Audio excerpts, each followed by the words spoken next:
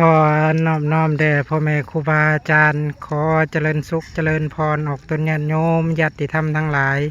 ตอนนี้กับพระสงฆ์สามเณรพอข่าวไม่ชีออกตนญาติโยม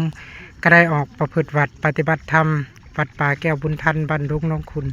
เมื่อนี้ก็เป็นคืนที่8เนาะมื้อที่8ของงานปริวัติกรรมเมื่อคืนนี่ก็ฝนตกเนาะฝนตก อันนี้ก็คือแม่น้ำทามเด้อออกตนญาติโยม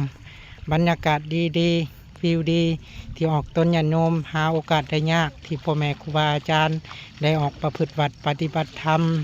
ถ้าออกต้นญาติโยมเรือนเห็นก็ขอจงมีแต่ความสุขความเจริญเด้ออย่างตำลังก็จะเป็นพ่อขาวแม่ชีเนาะประพฤติวัดปฏิบัติธรรมในช่วงเช้าบรรยากาศดีเย็นน้ำก็เย็นดีอันนี้คือพ่อขาวแม่ชีเด้อออกต้นญาติโยมได้ออกประพฤติวัดปฏิบัติธรรมในงานปริวัติกรรมวัดป่าแก้วบุญทันในมือนี้